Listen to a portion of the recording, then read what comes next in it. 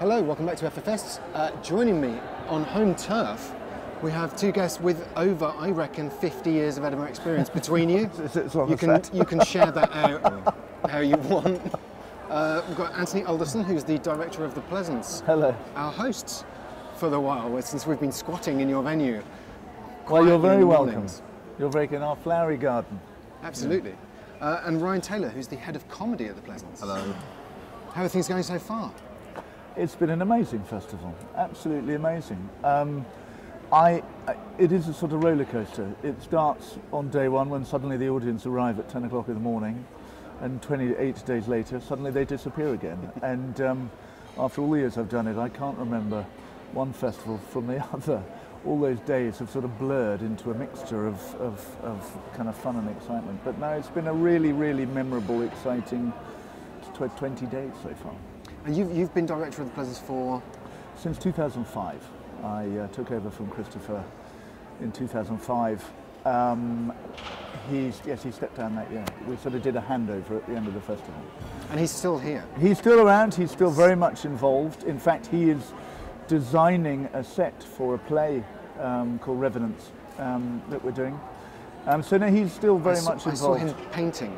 I saw him painting as well. He's still like hands-on, very much. He always is. I mean, I get my notes, occasionally. Why have you done that? What did you do that for? How has the Pleasance changed over the last kind of 30 years you've been involved with the Pleasance? How has the Pleasance changed? I mean, obviously in scale. I mean, when Christopher first started it, there were 2 venues and 12 shows, and we were a crew of 8. We're now 29 venues, a crew of 260. The university have a bar staff of 250. So, I mean, in scale, it's enormously different. What hasn't changed, I think Christopher always said that in his first year he made 200 quid, which I think is why he did the second year. I think maybe if he'd lost 200 quid, he might have thought differently. And last year, all of those shows, I think we made 200 quid again. So, I mean, I don't think that's changed at all. So the Pleasance is a not-for-profit It's a not-for-profit, exactly. So anything we do make in the festival either goes back into the festival here or it goes back into the London operation, which in turn is there entirely to support the Edinburgh operation. So it really is about this 28 days. How do you think the festival's changed over that time? Again, it's grown. I mean, it's grown enormously. I mean, there is a much more commercial element to it. It's much more slick than it ever was. There is less opportunity for the slightly more bizarre and the slightly more sort of those things that happen on a kind of ad hoc basis. They don't seem to happen as much as they used to. I think that's more difficult because of legislation. I mean, the health and safety file when we started was non-existent, and now, of course, it's 14 filing cabinets worth of stuff that we have to fill in order to just get a license to put the thing on. So I think, from that point of view, it has become much more regulated. But in terms of its ethos and its spirit and the people who come and why they come, I think it's exactly the same. I think people come because they've got great ideas or they've got something new to talk about. Festivals for me are becoming more and more important and growing because the more we get sucked into a digital world, the more we need a church hall in which to kind of air our views. This is still it's the biggest pressure valve in the world. And this is where we come to let off steam. And I think it's hugely important. And I think festivals keep gathering momentum because of that. So I don't think, at its absolute heart and spirit, I don't think this festival has changed in the slightest. There are just more of us doing it. Ryan, you've been here, how many festivals have you done? This is my 20th for the Pleasance. For the Pleasance. But in charge of looking after the comedy side of things, this is my 14th. So, yeah. And how do you think it's changed? Have you seen, from a performer's point of view, can you see how people have changed their approach to the festival over the years?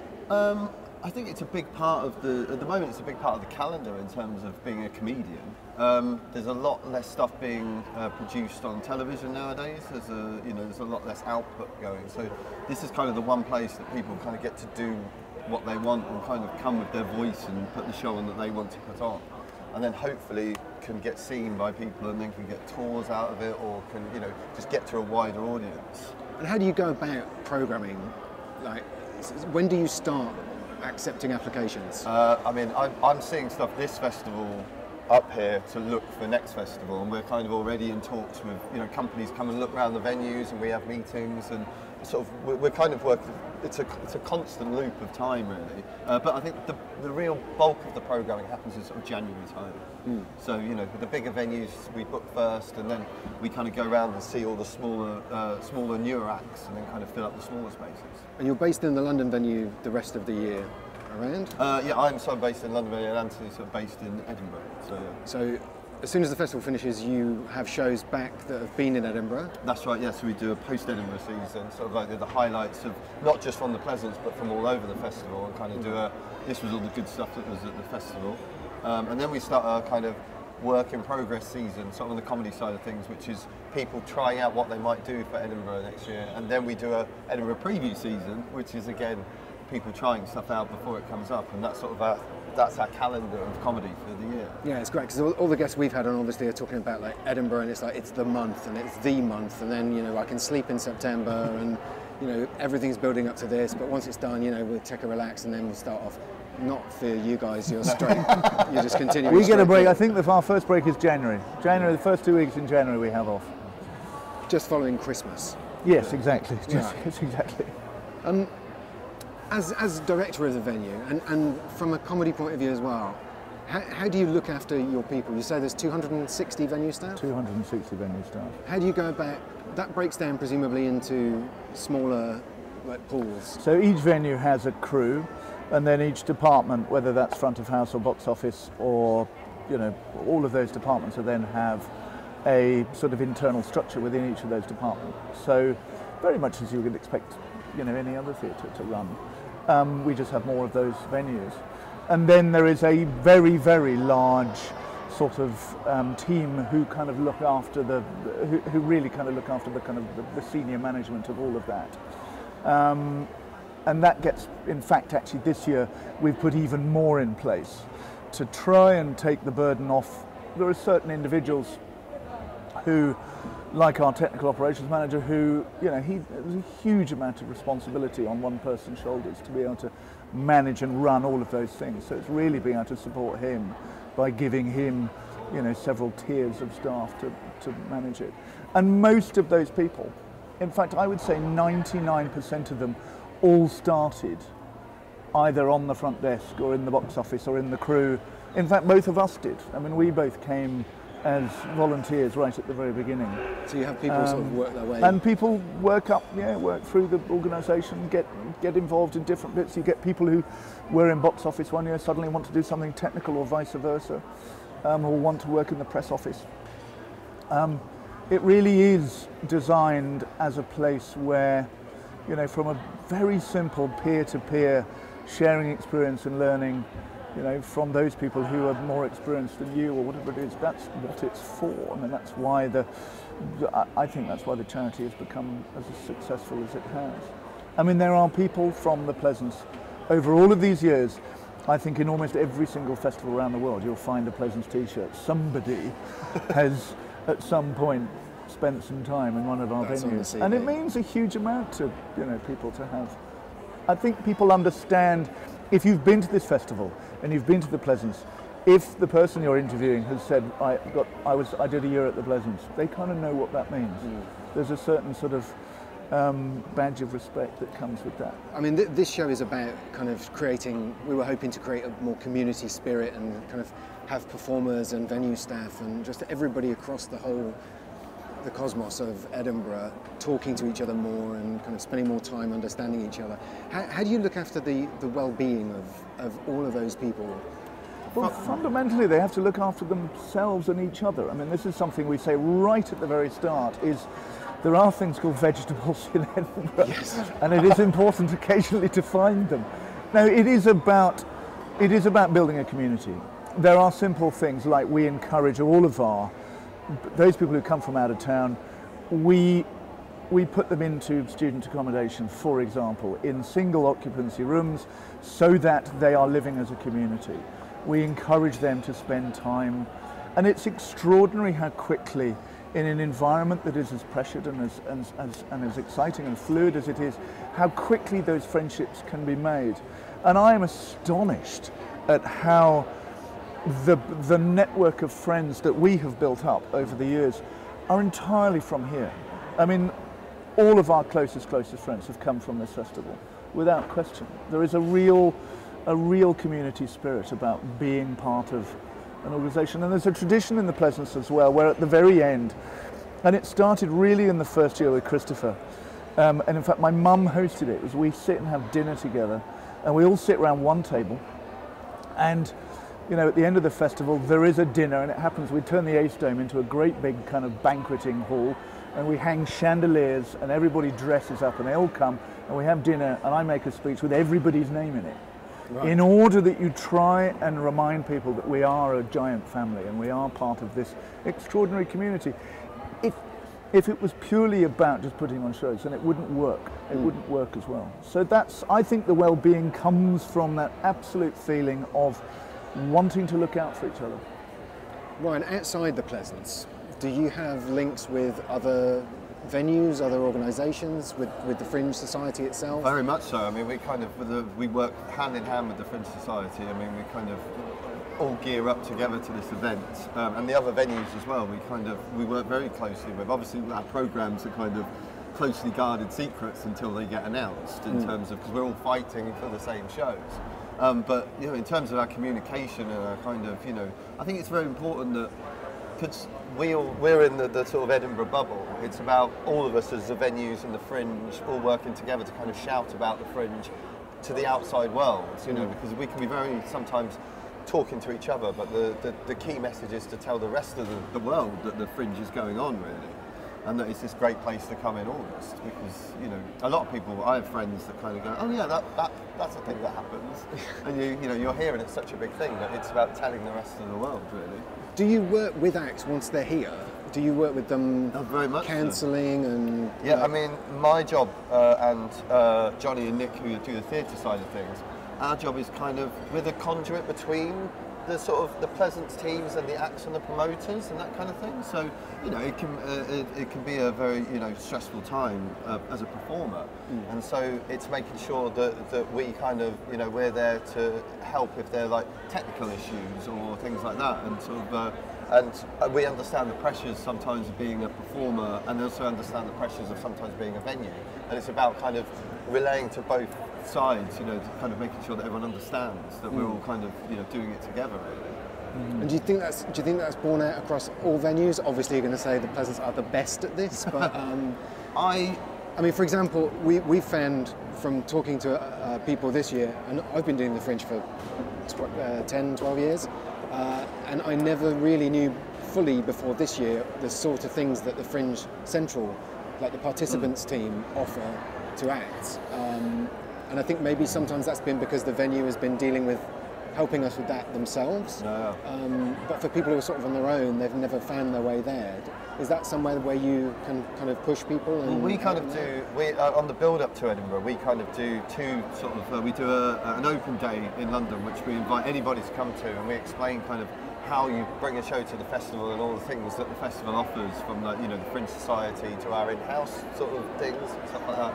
And then before the festival, we have a kind of, once the show's a programme, we invite the programme to come again and sort of have a meet and greet, meet the team and understand kind of how it is. I think the smaller companies do kind of tend to know what's, you know, in the Fringe Society because they do their research. But I think sometimes if you're a promoter, they can take a lot of that information away. And some people think that the Fringe is just, I pay to go in a brochure, which I think is, yes, you know, they think, oh, I've paid my Fringe entry and that's just for me to go in that brochure. And they don't realise the wealth of knowledge and, like you say, all the kind of workshops and things that they can get from the Fringe Society, you know, even their free Wi-Fi and, you know, free coffee and stuff. It can all help. And so we try and, you know, everything, all the information we get sent gets to the companies as well, and they're a main point of contact. But I think, yeah, I think sometimes people don't realise what's at the Fringe Society. Is 4 weeks too much?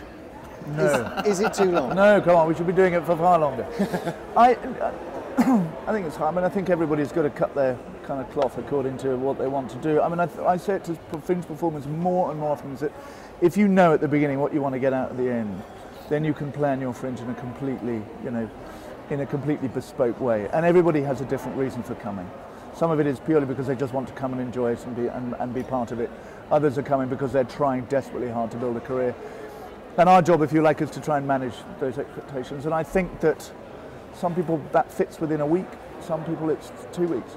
I mean, if you want, for example, as a young theatre company or as a young comedian, you're trying to be seen by as many people as possible. Those people tend to come in dribs and drabs, and they come for 2 or 3 days over the course of the festival, and therefore it's important to be here for the whole time, because actually that break may come in week 4. I mean, it may come on day 1. So you've got to be here for all of it to really kind of soak that up. I think it's a shame when people leave early or they come late. It's difficult, but for some companies it works. I mean, it's an incredibly expensive thing to do. So I think financially you've got to be very careful. The financial pressure that performers and companies and we as organisations are put under in terms of trying to keep the thing going are hugely intense. And I think that can cause a great deal of stress for many people, and therefore, part of that is maybe do a short run, because that takes a bit of that pressure off. So Edinburgh goes hand in hand with the universities. Most of the big venues are, the whole of Bristow Square, Bristow Place, it's all built around university buildings. Why Edinburgh? Why hasn't this model been adapted in other places? I've thought about this so many times. Why did this happen in Edinburgh and no somewhere else? I mean, first of all, you need the international festival to for us to hang around. There has to be that big central event in the middle that we are still 72 years on protesting against, that those 8 companies weren't included in the first place. I think that's part of it. I think it's also a very small city. This is a city of 400,000 people. It's also one of the most beautiful cities in Europe. It's one of those places where you never seem to go downhill. It seems that some of the most successfuls in the world are in cities where you walk uphill all day long. I don't know what that's about, but I think all of the big festivals are in cities with hills. That seems to be a factor. It's got this gorgeous medieval part to it. It's got the most fantastic kind of Georgian bit, and then right in the centre of it, I mean, Edinburgh University dominate this city. I mean, they have such a wealth of property and extraordinary rooms, and some of the buildings, there is a plethora of very large cavernous rooms that can be turned into, which is quite unusual. Getting bigger all the time as well. And getting bigger all the time. And you've taken on the conference centre. The International Conference Centre. Is that another 4 venues? And that's yeah, I mean, I think there's the potential in that building is fabulous. It's technologically an extraordinary place, and we can do really, really wonderful things. And what I don't want to do is replicate what we're doing elsewhere. What I want to do is try and bring shows that couldn't come because they just wouldn't fit within a sort of multi-program space. So it's taking those shows and using the uniqueness of that building and going, okay, we want to do this very large show in there because it can't go anywhere else. No, that's the point of the EICC, and it seems to be working. It's a fantastic building. Because there's some acts who will just come and do like 3 days, or like even 2 days, and that's what they want to get out of that. The kind of really big names. And we're putting Cirque Berserk in there, which is an astonishing show. I mean, a show with the Globe of Death, with 4 motorbikes in it and everything else. Now, you couldn't put that on into a theatre the way you have to change, 4, 5, 6 times a day. It has to sit on its own. And it works in the EICC. Ryan, do you get pestered all year round? Yeah. Okay. Fair enough. You get sent cakes. Cakes, you get sent any number of treats. Right. Now this is more interesting. I was going to say, do you get pestered? But what's the best bribes you had? I once got a full gingerbread house. It was the most gorgeous thing I've ever seen. And it was said, please come and see our show. And I did go and see the show. I didn't bring it to Edinburgh. You didn't bring it to Edinburgh, but you ate their gingerbread. I did eat gingerbread. Well, Hansel and Gretel must have been very disappointed with that one. When do you start getting excited about next year? There is a gorgeous moment in... the bleak midwinter, when it really sort of starts, and we're really in the programming, is very, very intense, and it's sort of December, January, February that's the most intense bit. There is a fantastic moment when the program is almost complete, and the clocks are sort of beginning to look like they might change, and it's about March time. It's getting lighter again, and the sun comes out for the first time, and there is that. You can see the entire organisation knows that we're on the home straight into the next festival. And actually, I think the most exciting moment is from June to the beginning of August, when you're sort of in that pre-prep and everybody's expectations are incredibly positive. There's such an incredible positivity about opening and the show's coming, and everyone's going to have a fantastic and successful time. I was going to ask what advice you would give to somebody thinking about coming to Edinburgh next year, but it sounds to me like we've sort of covered that by saying, is the best advice to come and talk to you about? 100%. Yeah. And also, when would you start doing that? I'd say now. I mean, the easiest way is to see something. Whether it be a scratch performance, whether it be a preview or 20 minutes or something. When you see something, you get really excited about it, and you kind of make a decision then and there. And so even if you sort of ready in November and you kind of go, right, we've got half an hour, and actually that's the time when we're more free, because February we're seeing 2 shows a night, kind of in preparation. So yeah, just invite us along to something, or just come and have a cup of coffee, or give us a call, and we're very, yeah, we're always there to kind of answer questions, and sort of, you know, it's such a small team the rest of the year round. We're all in, you know, sort of our office in, you know, London and in Edinburgh, but we're always kind of there to talk, really. There's only 12 of us, 12 all year round, that grows to this enormous sort of festival team. What's your favourite thing about Edinburgh? Just thinking of not the festival for a moment, while you're here, what's the one thing that you do? I'm lucky, I live here all year round, and so I get to go home at night, and we live down by Portobello Beach. My kids were sailing last night, so be able to go down there at 6 o'clock last night and watch them sailing, and you kind of step out of the festival bubble, and then you get to step back into it again. I mean, I grew up here, my parents live here, and so this is home. I mean, this is, yeah. Ryan? I think that you're saying, it's just so beautiful. It's yeah, you're like walking around a film set all the time. And when the festival's not on, and there's not posters everywhere, you get to see it a bit more. Yeah. Never seen it. Every year I say it's a much more beautiful city. Yeah, absolutely. Well, guys, thanks so much for coming on. Absolutely. It's been great to see you. Have a wonderful rest of the festival, and enjoy preparing for the next one next week. Thank you very much. Cheers. Thank you very much for watching that chat with the guys from the Pleasance. If you'd like to get in touch with us, we have our email, we have our Twitter, we have our donations page if you'd like to do that. Thank you very much for watching.